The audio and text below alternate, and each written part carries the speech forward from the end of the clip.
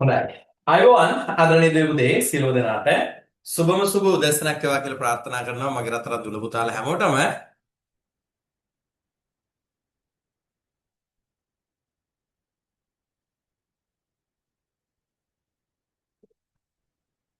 දුල පුතාලත් එක්ක අද දවසේ සූදානම් වෙන්නේ අද අප්‍රේල් මාසයේ 22 වෙනි බදාදා දුල පුතාලත් එක්ක සූදානම තවත් ප්‍රශ්න පත්‍රයකට පිළිතුරු ලියන්න. ඔයාලගේ 65 වෙනි ප්‍රශ්න පත්‍රයත් එක්ක තමයි අද දවසේ හමු වීමට නියමිත. ඉතින් දේවදේ අදත් ප්‍රශ්න 20ක් දුල පුතාලට එකතු වෙලා තියෙනවා.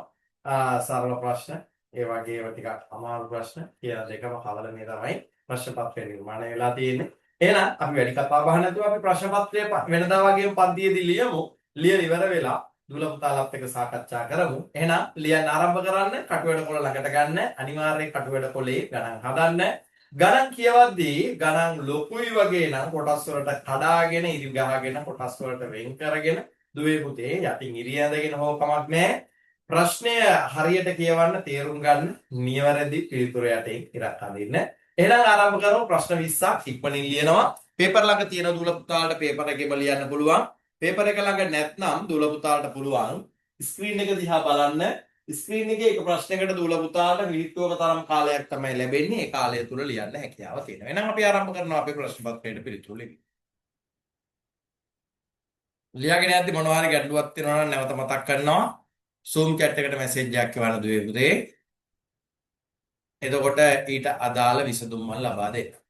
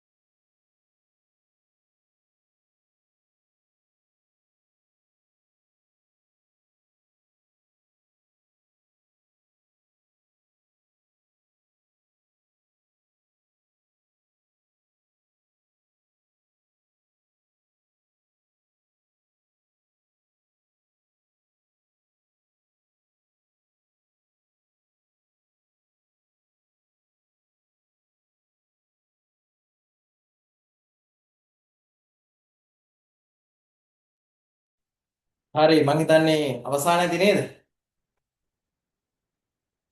අපි පේපර් එක සාකච්ඡාවත් එක්ක එකතු වෙමු.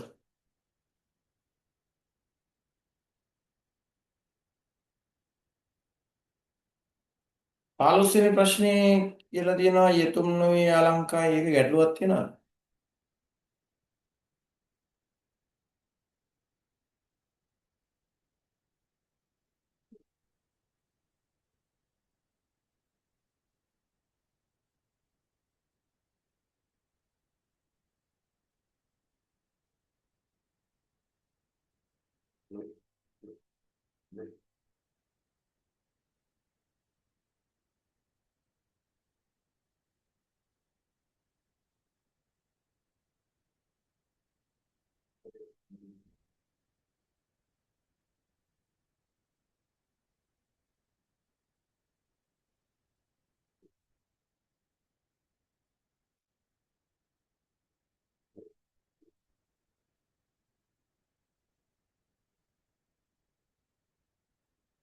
රයිට් යමු.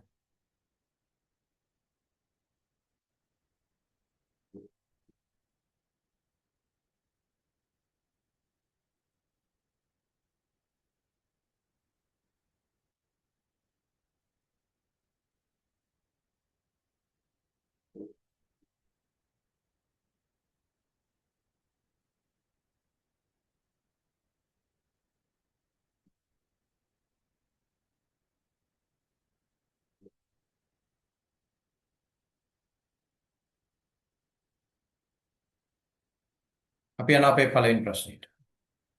හරි වැරදි දාගන්න පුළුවන්. වැරදි නම් නිවැරදි පිළිතුර නිවැරදි ආකාරයටම හදාගන්න පුළුවන්. උත්තර එවන්න පුළුවන් දුල පුතාට Zoom chat එකට පිළිතුරු එවන්න හැකියාව තියෙනවා. පිළිතුරුත් එවන්න. රයිට්. අපි යමු අපේ පළවෙනි ප්‍රශ්නෙට.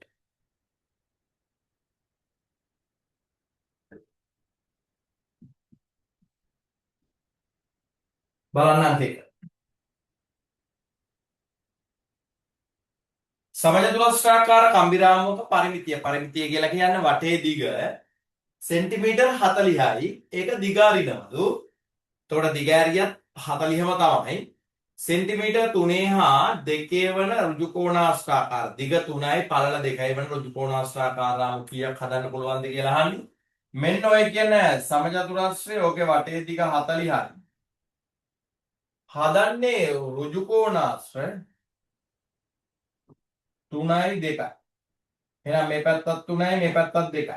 මේකේ වටේ දිග වෙන්නේ 2 එකතු කිරීම 3 එකතු කිරීම 3 එකතු කිරීම 2 3යි 2යි 5යි 3යි 2යි 5යි 5යි 5යි 10යි 40යි තියෙන්නේ. 40 බෙදනවා අපි එක ඍජු කෝණාශ්‍රයකට ඕන කරනවා කම්බි සෙන්ටිමීටර් 10ක්. එහෙනම් 40 ඇතුලේ 10 ගොඩවල් 4ක් තියෙනවා.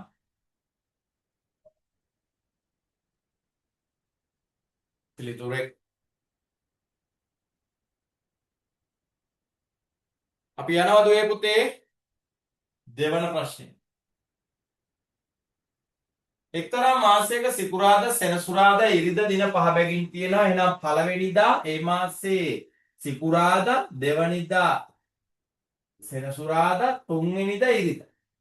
එහෙනම් එම දිනවල එකතු වෙන්නේ වැඩිම එකතුව. අපි බලමු 1 8 15 22 29 ඔය දින ටිකේ එකතුව ඔය තියෙන්නේ. ඒ කියන්නේ සිකුරාදාවල් වල එකතුව. සෙනසුරාදාවල් වල එකතුව ගත්තොත් 2 9 16 23 30. ඊට පස්සේ ඉරිදාවල් වල එකතුව ගත්තොත් 3 10 17 24 31. මේ දින 31කින් අවසන් වෙන මාසය. එකතු කරලා බලන්න මෙතන එනවා 75ක්, මෙතන එනවා 80ක්, මෙතන එනවා 85ක්. එහෙනම් වැඩිම දින තියෙන්නේ මේ දිනවල එකතු වෙන්නේ ඉරිදා දවස්. ඉරිදා දවස්. එකතු කරලා බලන්න.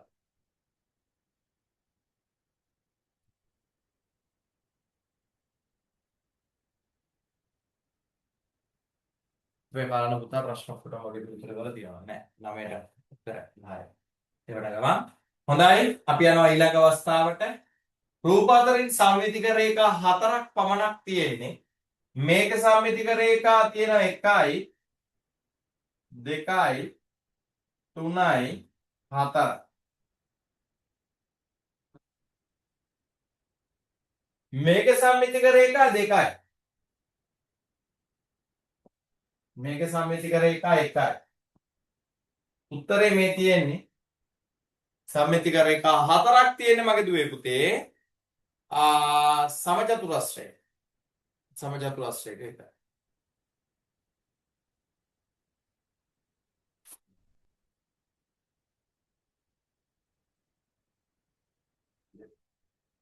ඔරලෝසුවක වෙලාව 7:20යි ඒක බලන්නලු කණ්ණාඩියකින් මිනිත්තු තියෙන නිසා අපි 11:60න් අඩු කරනවා 7:20.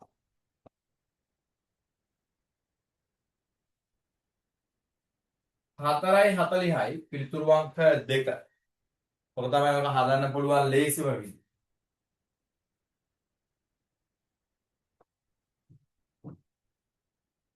11:60න් අඩු කරනවා.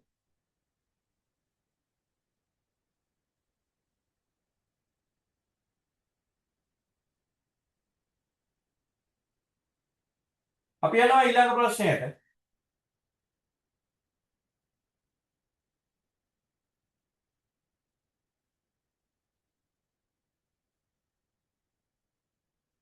දුල පුතාට ටිකක් එක්ක.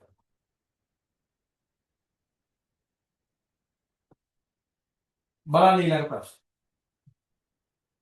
ප්‍රශ්නාංක 5.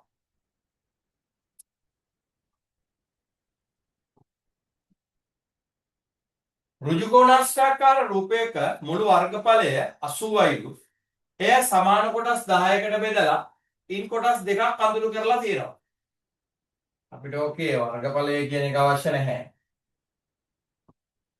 මේ ඍජුකෝණාශ්‍රාකාර රූපයක් 80ක් ඒක සමාන කොටස් 10කට බෙදලා අපි ඍජුකෝණාශ්‍රයක් විදියට වඳිමු.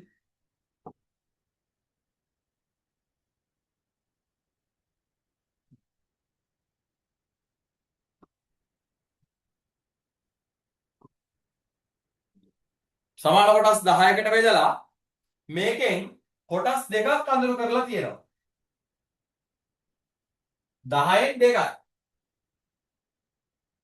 අඳුරු කළ කොටසේ වර්ගඵලය මුළු රූපයේ වර්ගඵලයෙන් කීයෙන් පංගුවක්ද කියලා අහන්නේ. කීයෙන් පංගුවක්ද කියලා අහන්නේ. එහෙනම් කීයෙන් භාගයක්ද කියලා අහන්නේ මුළු රූපය.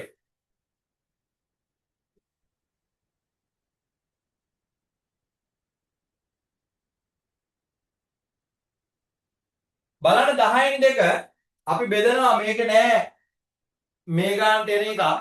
එහෙනම් අපිට වෙන්නේ දුවේ පුතේ මේක බෙදනවා අපි දෙකෙන් මේකත් බෙදනවා දෙකෙන්.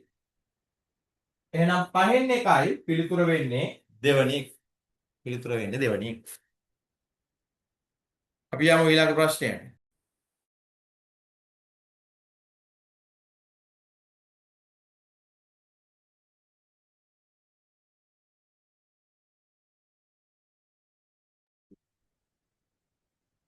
අපි යනවා 6 වෙනි ප්‍රශ්නයට.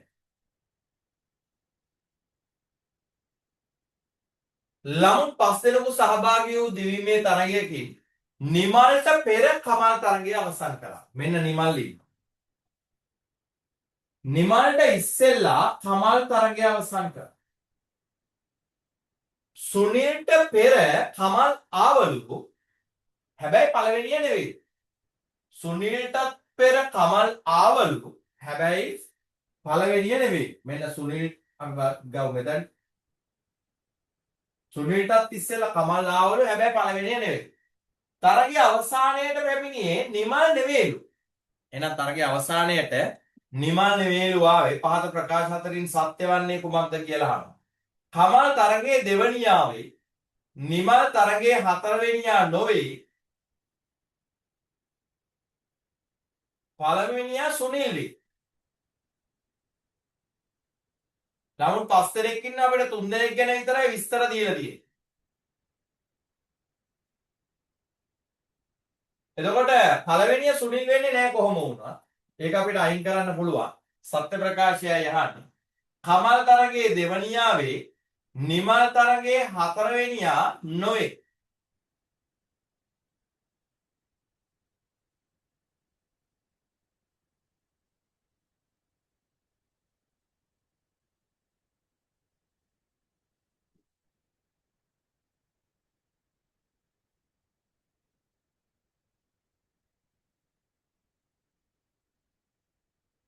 මේකේ නිමල් තරංගය අනිවාර්යෙන් 4 වෙනිය වෙන්න ඕනේ. ඒක නිසා මේකත් ගන්න බෑ. ඇයි ඒ? මෙතන අනිවාර්යෙන් කියනවනේ මෙතන දැනට මේ තියෙන විදිහට මේ පළවෙනියා සහ පස්වෙනියා කියන දේ තමයි දන්නේ නැත්තේ. හැබැයි දන්නවා අපි අනිවාර්යෙන් කමල් දෙවනියට ඉන්නවා. මේ කියන තොරතුරු ටික අනුව කමල් දෙවනියට ඉන්නවා. හැබැයි සුනිල් තුන්වෙනියට ඉන්නවා, නිමල් හතරවෙනියට ඉන්නවා. මෙන්න නිමල් හතරවෙනියා නොවේ කියන එක නිසා වැරදි. පස්වෙනියා ඉන්නවා. මෙතනදී කමල් තරංගයේ දෙවනියා වේ කියන එක තමයි සත්‍ය ප්‍රකාශය වෙන්නේ. පිළිතුරු අංක 1.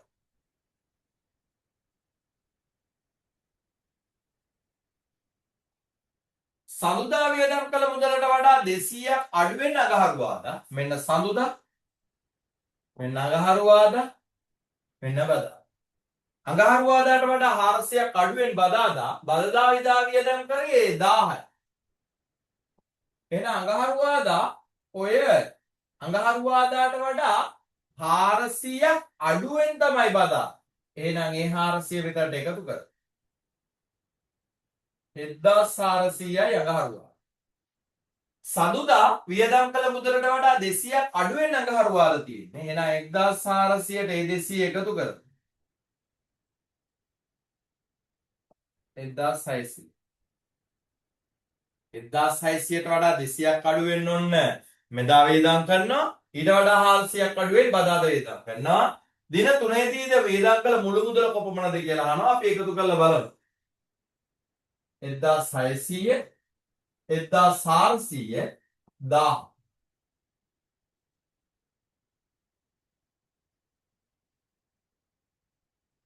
රුපියල් 4000යි පිළිතුරු අංක 2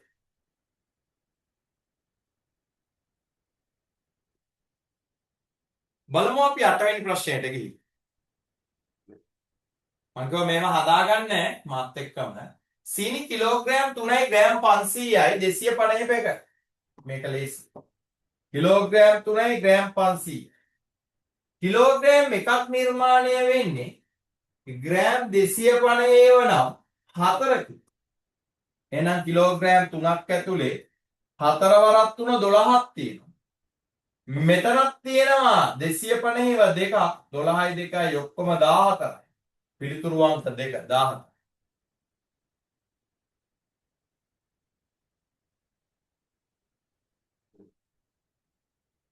දාර 12යි ශීර්ෂ 8ක් ඇති ඝන වස්තුව වෙන්න පුළුවන්. මේක සමචතුරස්‍ර පිරමීඩය ගත්තට පස්සේ ඔන්න ඕකනේ. ඕකේ දාර තියෙන්නේ මෙතන යට 4යි උඩට 4යි 8යි ශීර්ෂ තියෙන්නේ 1යි 2යි 3යි 4යි 5යි. මේක ගන්න බෑ. ඝනකයක් ගත්තොත් මේක ගණකයක් කියලා උත්තරේ ගන්න පුළුවන් නේද? දාර 12යි ශීර්ෂ 8යි ඒක තමයි උත්තර. සිලින්ඩරේ කොහොමවත් ශීර්ෂ එකක්වත් නැහැ. ඒක නිසා සිලින්ඩරේ කොහොමවත් ගන්න හැකියාවක් නැහැ.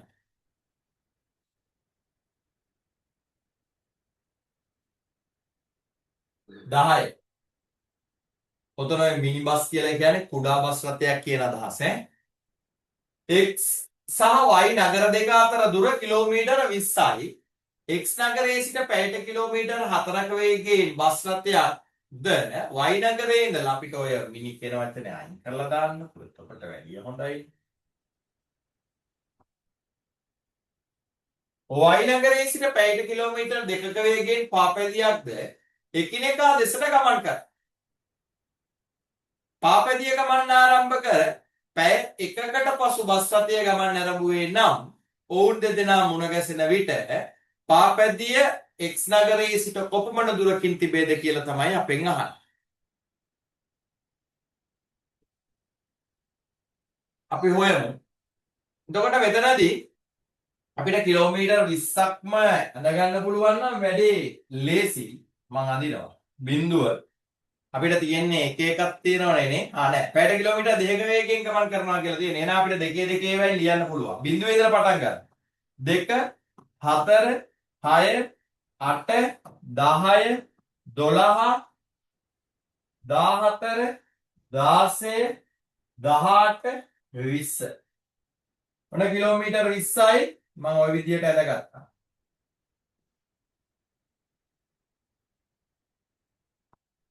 right මේක x නගරය මේක y නගරය. x නගරයේ ඉන්නේ බස් රථය. මේ පැත්තේ ඉන්නේ බයිසිකල්. පාපෙන්. ඊට පස්සේ මෙයාගේ වේගය පැයට කිලෝමීටර් 4යි. මෙයාගේ වේගය පැයට කිලෝමීටර් 1යි.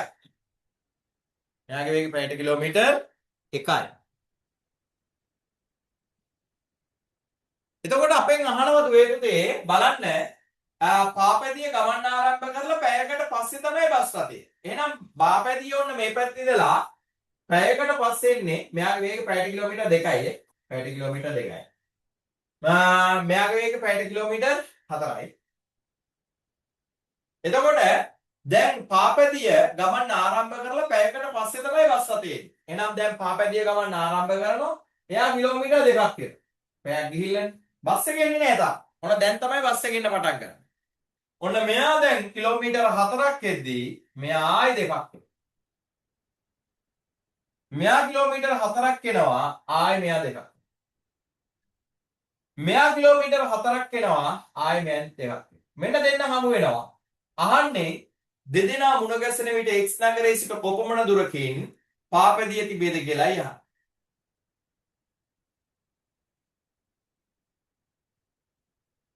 පාපැදිය x නගරයේ ඉඳලා කොච්චර දුරකින්ද කියලා අහන්නේ. x නගරයේ ඉඳලා කිලෝමීටර් 12ක් දුරින් තියෙනවා. x නගරයේ ඉඳලා කිලෝමීටර් 12ක් දුරින් තියෙනවා. පිළිතුරු අංක 1. මම දෙකේ වයින් ගත්තා. එතකොට ලේසියිනේ 20ක් මදින්න ඕනේ නැති නිසා.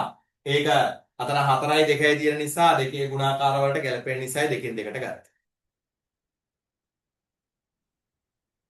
පහත දැක්වෙන තොරතුරු කියවා ප්‍රශ්න වලට පිළිතුරු සපයන්න. අමල් සතුව තිබූ මුදලින් 3න් එකක් විමල්ට දුන් විට විමල් ළඟ තිබූ මුදල අමල් සතුව මුලින් තිබූ මුදල වෙන් දෙගුණයක් වේ. අමල් සහ දෙදෙනා සතුව ඇති මුළු මුදල 600යි. අමල් සතුව මුලින් තිබූ මුදල කොපමණද කියලා අපෙන් අහනවා. අමල් සතුව තිබුණු මුළු මුදල මුලින් තිබූ මුදල 150යි නම් ඕකෙන් 3න් එකක් බලන්න අපි ඔක 3න් බෙදෙනවා රුපියල් 50යි මුලින් රුපියල් 50ක් දෙන්න. රුපියල් 50ක් විමාට දෙන්න. එතකොට අමල් සතුව මුලින් තිබූ මුදල 150යි නම් දෙදෙනා සතුව තියෙන රුපියල් 600යි නම් කවුද විමල් මේ අමල් මේ විමල් 600න් 150ක් අඩු කරාට පස්සේ 450ක් තමයි විමල් ළඟ තියෙන්නේ. එතකොට මෙයාත් ගාව තිබුණේ 3න් එකක් අමල් සතුව තිබුණු මුදලින් 3න් එකක් විමල්ට දෙනවා. එහෙනම් අමල්ගෙන් මෙන්න මේ 50ක් අඩු කරලා ඒ 50 මෙයාට එකතු කරනවා. එතකොට මෙතන 100ක් වෙලා මෙතන 500ක් වෙනවා. දුන් විට විමල් ළඟ තිබූ මුදල අමල් සතුව මුලින් තිබූ මුදල මෙන් දෙගුණයක් වේ. 150යි මුලින් තිබුණේ ඒක දෙගුණයක් 500 නෙවෙයි. ඒක නිසා ඕක ගන්න බැරි වෙනවා. අපි අනිත් ඒවාත් බලමු. මේක ගත්තොත් මේක 3න් බෙදෙන්නේ නැහැ. මේක අපි බලමු. මෙතන 3න් බෙදුනට පස්සේ 100යි අමල් ළඟ මුලින් තිබුණු 300ක් කියලා ගත්තොත් විමල් ළඟ තියෙන්නේ 300යි මුලින්. ඇයි දෙදෙනා ළඟ තියෙන්නේ රුපියල් 600ක් නිසා එකතු. මෙයාගේ රුපියල්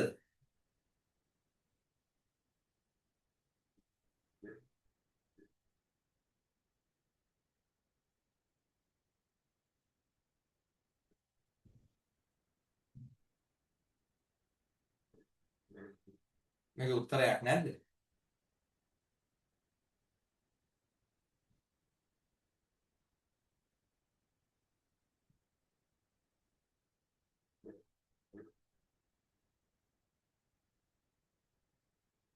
මුලින් තිබූ කියන වචනේ අයින් වෙන්න ඕන නේද? මෙතනින් 100ක් අඩු වෙලා 200යි. මෙතනට ඒ 100 එකතු වෙනවා. එතකොට මෙතන 400ක්. ඕක තමයි අපිට ගන්න පුළුවන් ආසන්නම එක තියෙන්නේ. මෙතන මේ මුලින් තිබූ නෙවෙයි අමල් සත්ව තිබූ මුදල මෙන් දෙගුණයක් විය. එතකොට මුලින් තිබූ කියන වචනේ අයින් කරන්න. පිළිතුර වෙන්නේ රුපියල් 300යි. පිළිතුරු අංක 3. පිළිතුරු අංක 3.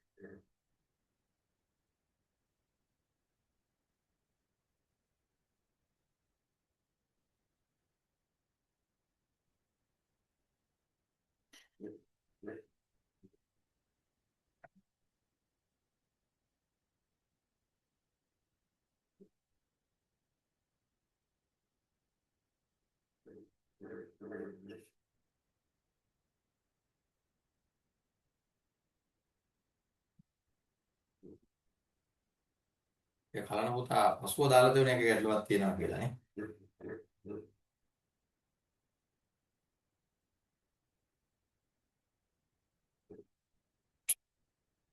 මම මේකේ 12 වෙනි ප්‍රශ්නේ පුංචි වෙනස් කරනවා. දෙදෙනා සතුව දැන් මුදල් අතර වෙනස කොපමණද? හදන්නටක් ගාලා. විනාඩියක් දෙන්න. දෙදෙනා අතර දැන් මුදල් අතර වෙනස කොපමණද? දැන් තියෙන වෙන මුදල් අතර වෙනසයි එන.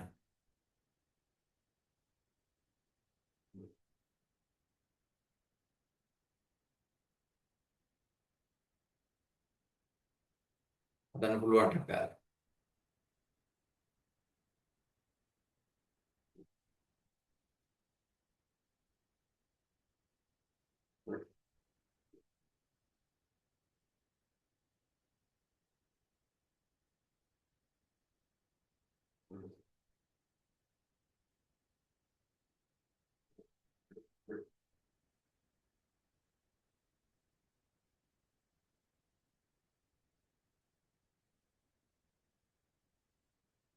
කීයද වෙන්නේ? අපි ඉස්සෙල්ලා එක හැදුවනේ 300ක් තිබුණා. 300ෙන් 100ක් දුන්නට පස්සේ 200යි 400යිනේ උනේ. එහෙනම් 400ෙන් අඩු කරනවා 200ක්. වෙනස 200. පිළිතුරු අංක 2 එනවා. හරි. උත්තරේවල තියෙනවා දුර තාලා. 12 200යි. අපි යනවා 13 වෙනි ප්‍රශ්න. රවි සතුව 350යි කවි සතුව 250යි ඔවුන් දෙදෙනා සතු මුදල් සමාන වෙන්න එකිනෙකාට දෙන්න ඕන මොකක්ද කරන්න ඕන 350න් අපි 250ක් අඩු කරනවා 100යි 100 බෙදනවා දෙකේ 50යි මෙයාගෙන් 50ක් අඩු කරලා ඒ 50 මෙයාට එකතු වෙන්නේ එතකොට හරියනේ මෙයාගෙන් 50ක් අඩු වුණාම 300යි මෙයාට 50ක් එකතු වුණාම 300යි සමාන වෙනවා. එහෙනම් රවි සතුව තියෙන රවි 50ක් දෙන්න ඕන කවි. පිළිතුරු අංක 2. රවි 50ක් දෙන්න ඕන කවිට. 14. එකේ සිට 60 දක්වා සංඛ්‍යා අතරින් දෙකෙන් සහ පහෙන් දෙකෙන්ම ඉතිරි නැතුව බෙදෙන අහන්නේ. එහෙනම් දෙක ගුණ කරනවා 5න් 10යි. ඔය අහන්නේ 10 ගුණාකාරකේ. ඕකේ තියෙන 10 ගුණාකාර වෙන්නේ 10 20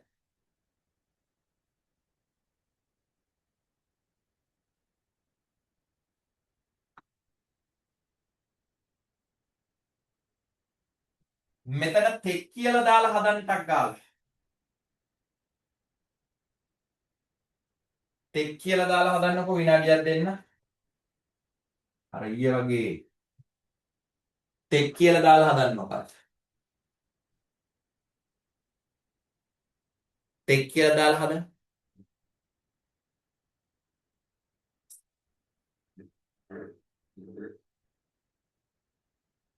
අනේ සෝරි ඕනේ. කොයි දිවිතිද තියෙන්නේ? හරියට. සෝරි ඕනේ. හරි. දෙකෙනුයි පහෙනුයි හොති විදිහට තියෙන 10 ගුණාකාර අපිට ඕන. අපි 10 ගුණාකාර ටික බලමු. 10 20 30 40 50 1යි 2යි 3යි 4යි 5යි දක්වා කියනකොට 60 ගන්නෙ නෑ. එහෙනම් පිළිතුර වෙන්නේ පළවෙනි. හදන්න පුළුවන්. ගැටලුවක්. අපි යනවා 15 වෙනි ප්‍රශ්නෙට දුවලා පුතාලත් එක්ක. බලන්න 15. ඔයාලට මොනවා හරි උත්තර නැති ඒවා මොනවා හරි ගැටලුවක් තියෙනවා නම් හදාගෙන යද්දි කලන පුතේ මෙසේජ් එකක් එවන්න. එතකොට මම ඒක ඉස්සරහ බලනවා. උතුරු දිශාවට මෝන්ලා සිටින අය තමාගේ දකුණු අත පැත්ත. මෙන්න උතුර බලාගෙන ඉන්න කෙනෙක්. උතුර බලාගෙන ඉන්නේ මෙයාගේ අත් දෙක තියෙන්නේ වද. දකුණු අත පැත්තට හැරිලා මීටර 10ක් යනවා. එහෙනම් මෙයාගේ දැන් නහය තියෙන්නේ මේ පැත්තට. මෙයා ගමන් කරන්නේ නැගෙනහිරට. ඔහු ගමන් කළේ සවස් කාලේ. සවස් කාලේ නම් ඉර තියෙන්නේ බස්නාහිර. සෙවණැල්ල වැටෙන්නේ නැගෙනහිරට. එහෙනම් සෙවණැල්ල වැටෙන්නේ මෙයාගේ ඉදිරිපස්. මෙයාගේ ඉදිරියෙන් සෙවණැල්ල වැටෙන්නේ. 16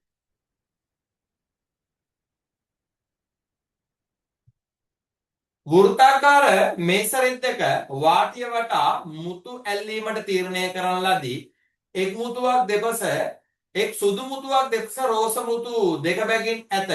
එහි මුළු සුදු මුතු 20යිලු. එහෙනම් 20යි නම් ඕක දෙපස දෙක බැගින් තියෙනවා රෝස මුතු. බලන්න සුදු මුතු 20යි. 20 අපි අඳිමු 1යි 2යි 3යි 4යි 5යි 6යි 7යි 8යි 9යි 10යි 11යි 12යි 13යි 14යි 15යි 16යි 17යි 18යි 19යි 20යි. මගේ වෘත්තාකාරුනේ නෑ. මම ආයෙත් අදින්නම් පොඩ්ඩක්.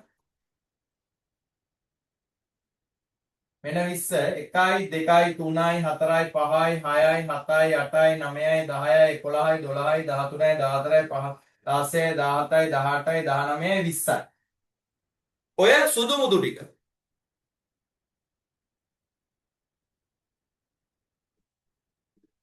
එහෙනම් මේක අතරේ තියෙනවලු මොනවද රෝස මුතු. මේ රෝස මුතු මම කතර විදියට ලියලා පෙන්නනවා. 1යි 2යි 3යි 4යි 5යි 6යි 7යි 8යි 10යි 11යි 12යි 13යි 14යි 15යි 16යි 17යි 18යි 19යි 20යි. තියෙන 20යි. හරිනේ. රෝස මුතු සුදු මුතුවක් දෙපස රෝස මුතු දෙක බැගින් නැත.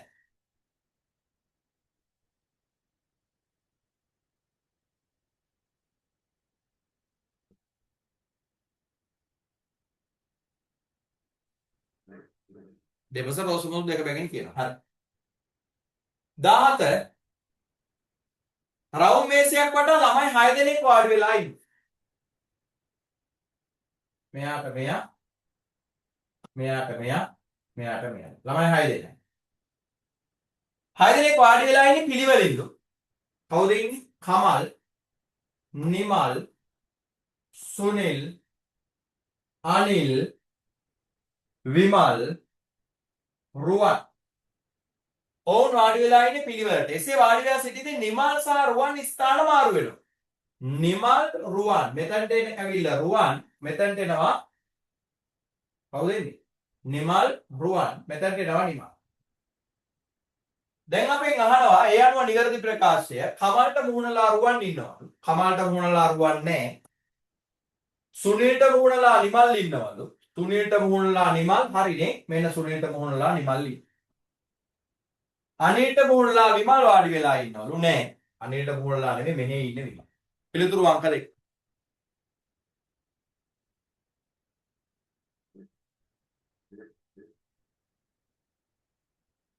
අපි යනවා 18ට.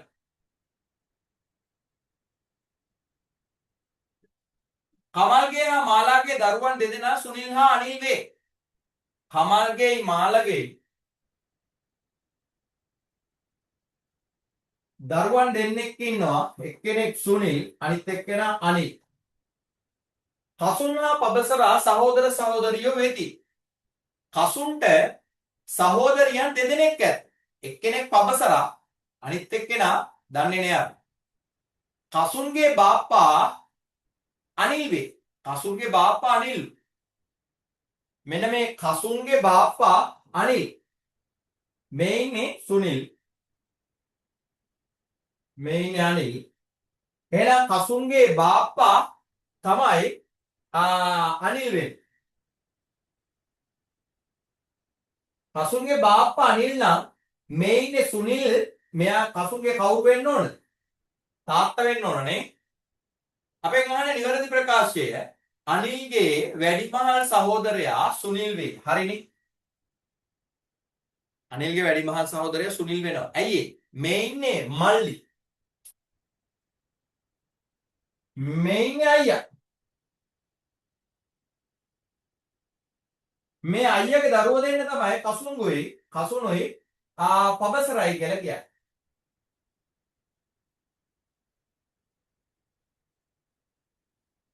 පබසරාට සහෝදරියන් දෙදෙනෙක් නෑ. පබසරාට ඉන්නේ කසුන්ට සහෝදරියන් දෙදෙනෙක් හිටියට පබසරාට ඉන්නේ එක සහෝදරිය.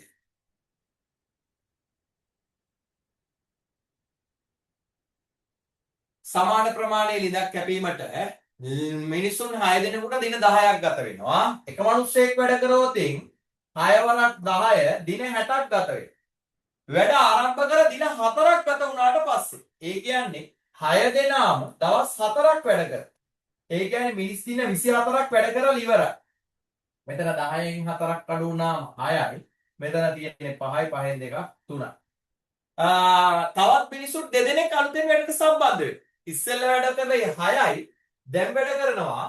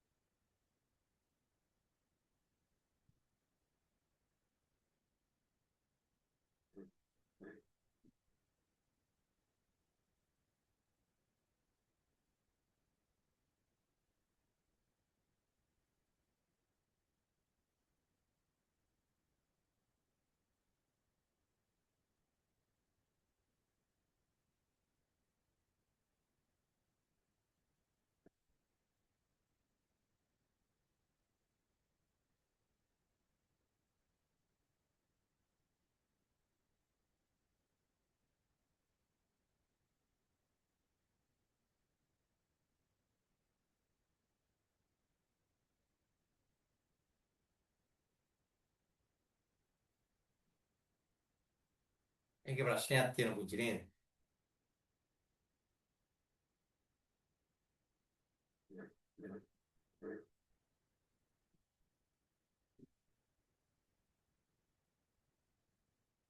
බෙදෙන්නේ නැති ප්‍රශ්නයක් තියෙනව නේද? සමාන ප්‍රමාණයේ ඉඩක් කපන්න මිනිසුන් 6 දිනකට දින 10යි මිනිස් දින 60යි වැඩ ආරම්භ කරලා දින 4ක් ගත වෙනවා. එතකොට 6 දෙනා දින 4ක් වැඩ කරාම දින 24ක් වැඩ කරලා ඒ කිව්වේ මිනිස් දින 24ක් වැඩ කරලා මිනිස් දින 24ක් වැඩ කරලා එතකොට මිනිස් දින 24ක් වැඩ කරාට පස්සේ තව වැඩෙන් ඉතිරි වෙලා තියෙන මිනිස් දින 36යි මිනිස් දින 36යි එතකොට වැඩ ආරම්භ කරලා දින තව මිනිස්සු දෙදෙනෙක් වැඩට සම්බන්ධ වෙනවා. ඉස්සෙල්ලා 6 දෙනයි වැඩ කළේ. දැන් වැඩ කරනවා 6 2 8. ඉතිරි වැඩ කොටස නිම කිරීමට උන්ට ගත වෙන කාලය 36 බෙදෙනවා 8ෙන්. 36 8ෙන් බෙදෙන්නේ නැහැ නේ. මේ පොඩ්ඩක් තියෙන දේ. අපි 20 වෙනි ප්‍රශ්නෙට යමු. 19 පොඩ්ඩක් තියෙන දේ. සමජතුලස්ව 6කින් සමන්විත ගණක පතුරමක් තියෙනවා. ගණක පතුරක් මතක ඇති 4යි. ඔන්න ඕකේ එක් සමජතුලස්වයක පරිමිතිය 20යිලු. පරිමිතිය 20 නම් 20 බෙදනවා අපි 4ෙන්. 4 වරක් 5 20යි. එහෙනම් මේන් එකක පැත්තක දිග 5යි.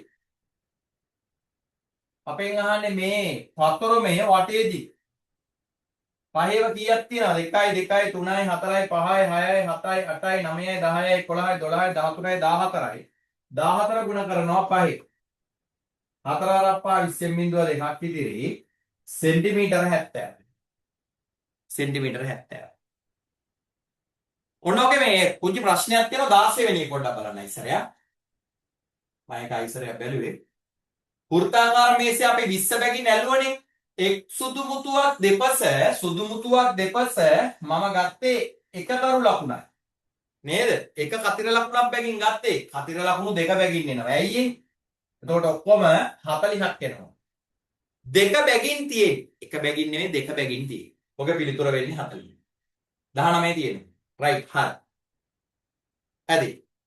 බලන්න මුල් ලකුණු. ඔයාලා 19 වෙනි එකටත් ලකුණු දාගන්න. කමක් නැහැ.